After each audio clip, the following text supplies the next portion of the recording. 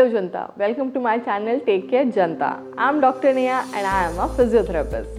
आज की वीडियो में हम बात करेंगे फ्रोजन शोल्डर के बारे में, जिसे कंधा जाम भी कह सकते हैं आप। कंधा जाम में होता ये है कि आपके एक या दोनों कंधों में दर्द हो रहा होता है और बेसिकली दर्द तब ज़्यादा होता है जब आप हाथ को ऊपर उठा रहे होते हैं, साइड में उठा रहे होते हैं या तो पीछे ले जाने की कोशिश करते हैं, या तो आपको ऊपर से कभी कुछ निकालना होता है तो आपके कंधों में बहुत ज़्यादा दर्द होने लगता है, या आप कंघी कर रहे हैं, या आप चोटी करना चाह रहे हैं, बाल बनाना चाह रहे हैं तो आपको लगता है कि आपका हाथ अच्छे से पीछे नहीं जा रहे हैं, आप बाल बना ही नहीं पा रहे हैं, या शायद आपको कपड़े पहनने में भी प्रॉब्लम हो सकती है।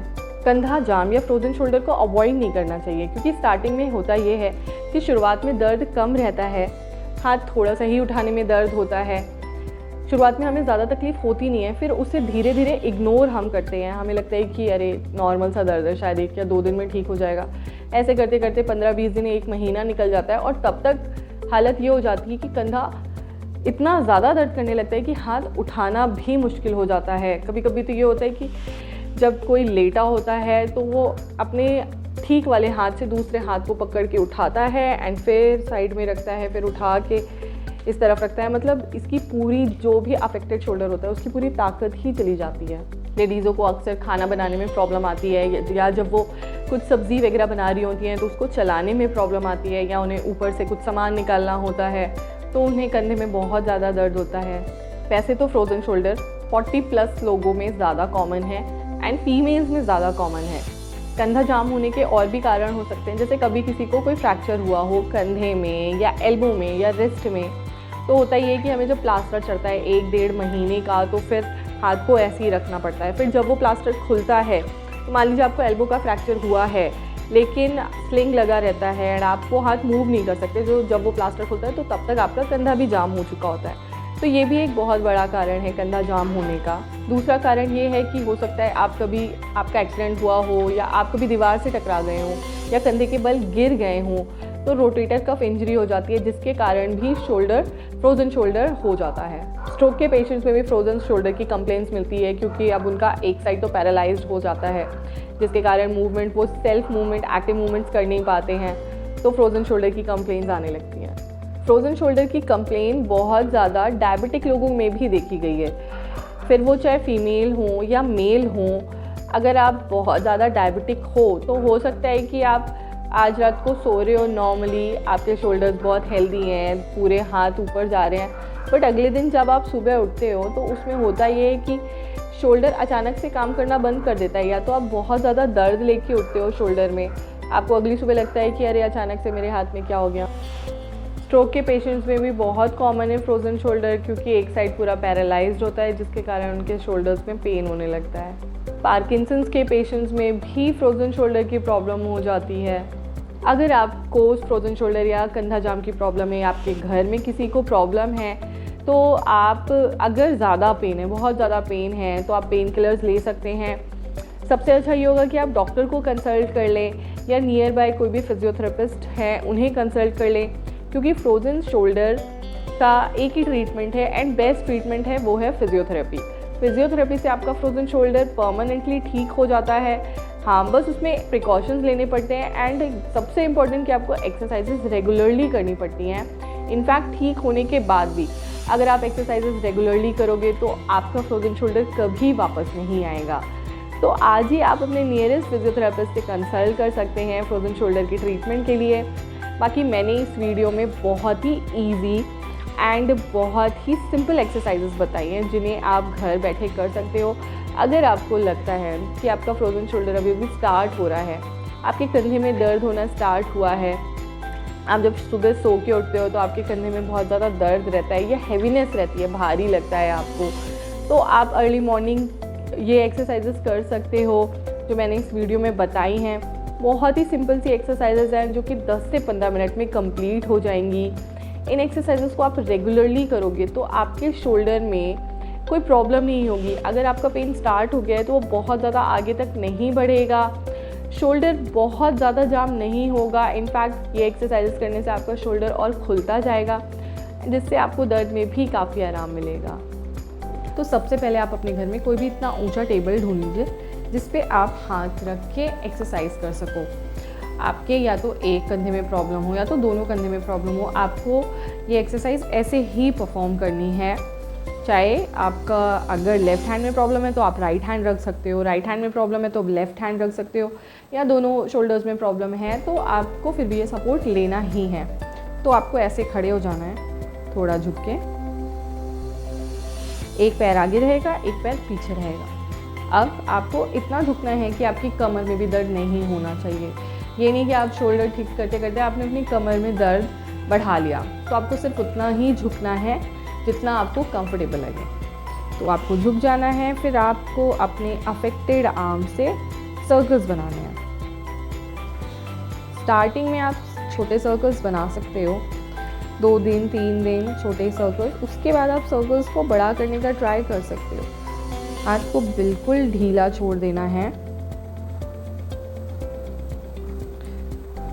पेंडुलम की तरह। इस एक्सरसाइज का नाम ही है पेंडुलम एक्सरसाइज। उसके बाद फिर क्लॉकवाइज बिल्कुल ढीला छोड़ के आपको हाथ को गोल गोल घुमाना है। तो ये हो गई पहली एक्सरसाइज। अब आपको हाथ को अंदर और बाहर जितना आप आराम से बिना बहुत ज़्यादा दर्द के लेके जा सकते हो, अंदर बाहर हाथ को बिल्कुल ढीला छोड़ देना है।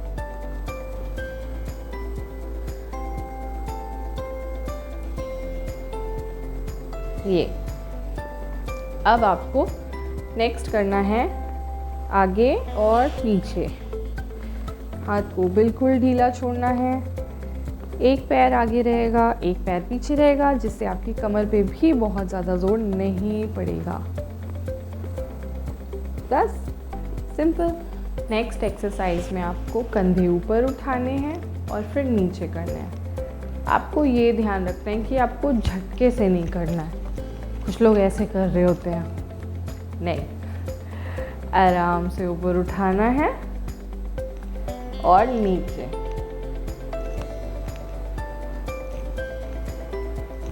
उसके बाद आपको दोनों कंधे आगे करने हैं और पीछे करने हैं। आगे पीछे, साइड से दिखाती हूँ मैं आपको। आगे पीछे, आगे पीछे, आगे पीछे। नेक्स्ट एक्सरसाइज में आपको सिंपल दोनों हाथों को दीवार पे रखना है एंड ऊपर लेके जाना है और आगे खिसकते जाना है।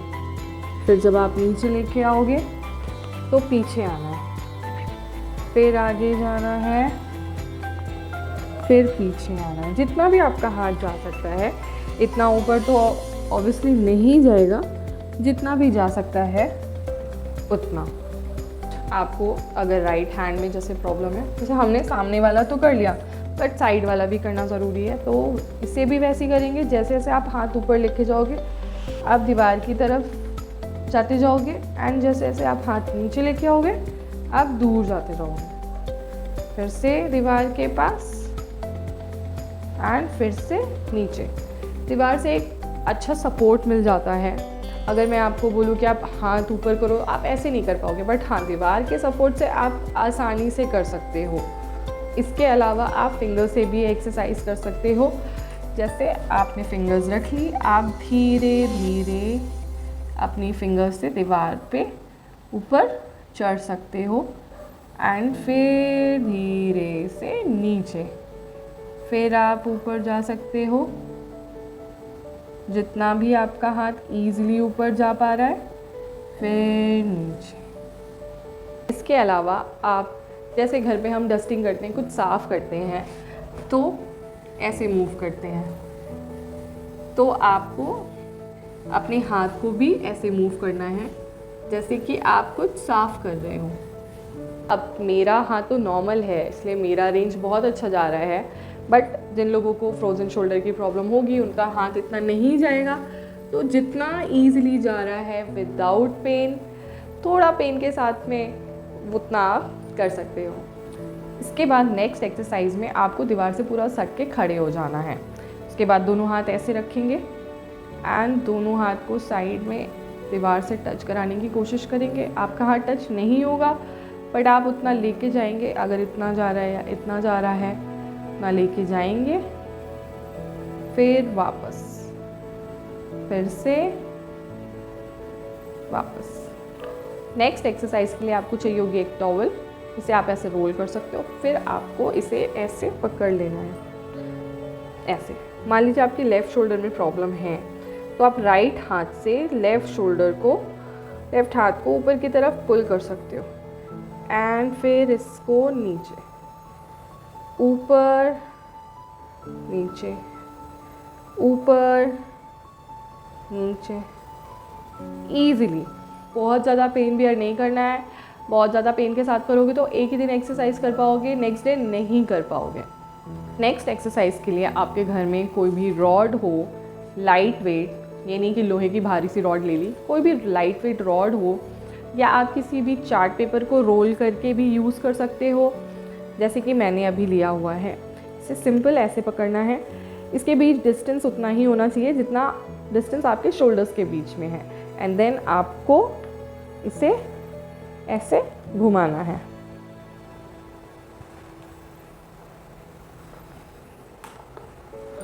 साइड से भी दिखा देती हूँ मैं आपको, इसे ऐसे घुमाना है। इसके बाद नेक्स्ट एक्सरसाइज हम फिर से इसी रोल से करेंगे। इसे आपको ऐसे पकड़ना है एंड इसको बहुत ही हल्के हाथ से right left, right left, right left, right left, right left, जितना इजीली आप लेके जा सकते हो, इतना ऊपर नहीं लेके जा सकते हो, कोई प्रॉब्लम नहीं है। जितना लेके जा सकते हो उतना आपको लेके जाना है। नेक्स्ट एक्सरसाइज भी इसी रोल से करेंगे हम। इसके लिए आपको ये मूवमेंट करना है जैसे कोई नाव चलाता है। आपने देखा होगा नाव चलाते हुए किसी को, तो वो ऐसे ही नाव चलाते हैं। तो कैसा लगा आपको मेरा आज का वीडियो? अगर आपके घर में भी कोई भी फ्रोज़न शोल्डर से रिलेटेड किसी को भी प्रॉब्लम है, उससे रिलेटेड कुछ भी क्वेश्चन पूछना है आपको, तो आप मुझे कमेंट करके पूछ सकते हैं। एंड मेरे वीडियो को लाइक करिए, शेयर करिए और मेरे चैनल को सब्सक्राइब करिए। तो चलिए शुरू करते हैं हेल्दी रहने की journey. Go healthy and be happy.